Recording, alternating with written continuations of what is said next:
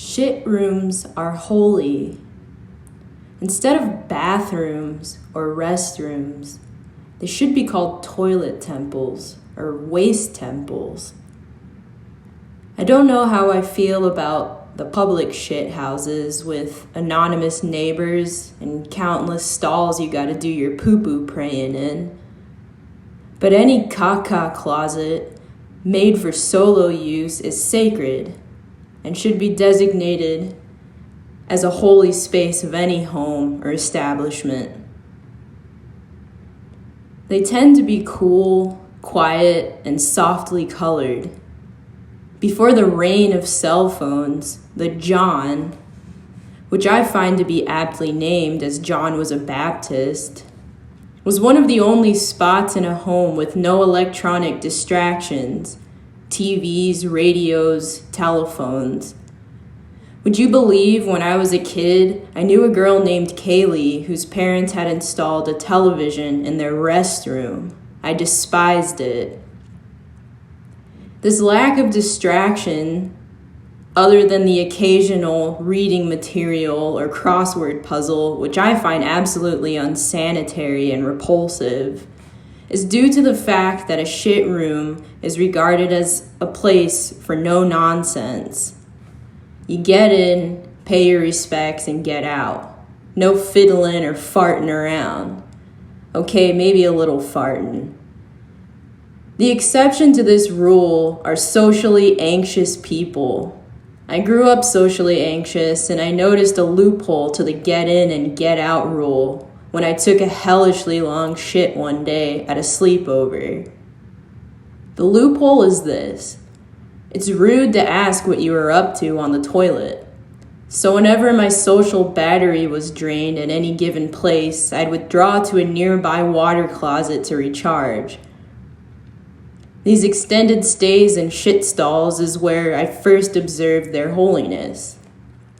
Now, when I would retreat to these holy rooms, like any holy space, there were rules, traditions, and various ways to show respect. I didn't merely waltz in and loaf. I would go through the motions of dropping trowel and planting cheeks on porcelain. Why I did this escapes me to this day. It wasn't performative in any way. Performance? For what audience?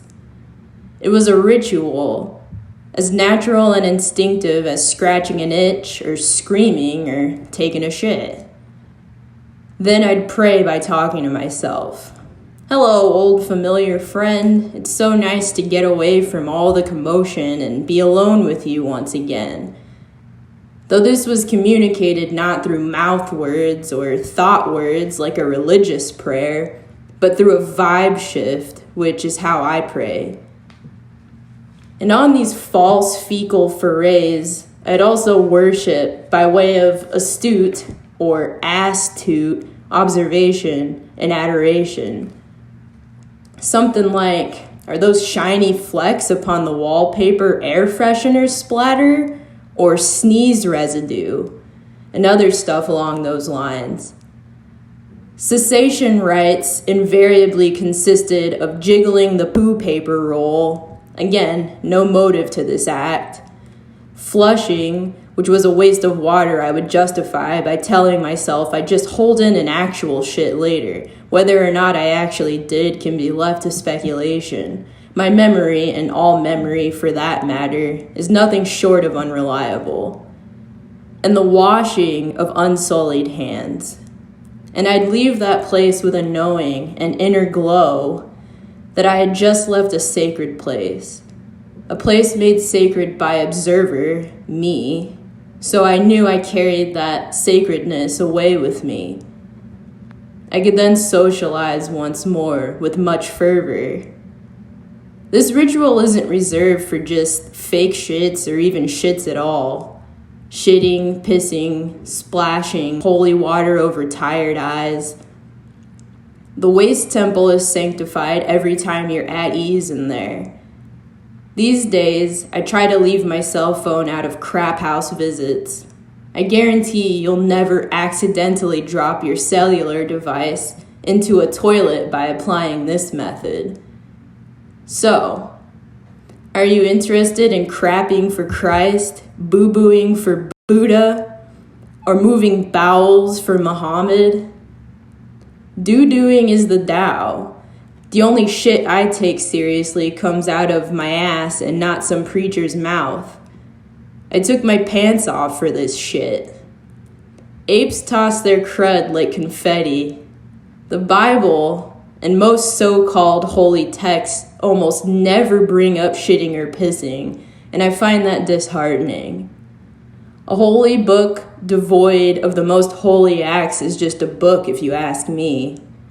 They say cleanliness is next to godliness, when almost everything God has made is dirty, that is, covered in dirt. The toilet is the dirtiest place in the house, beside the carpet, unless you live in Korea or Japan.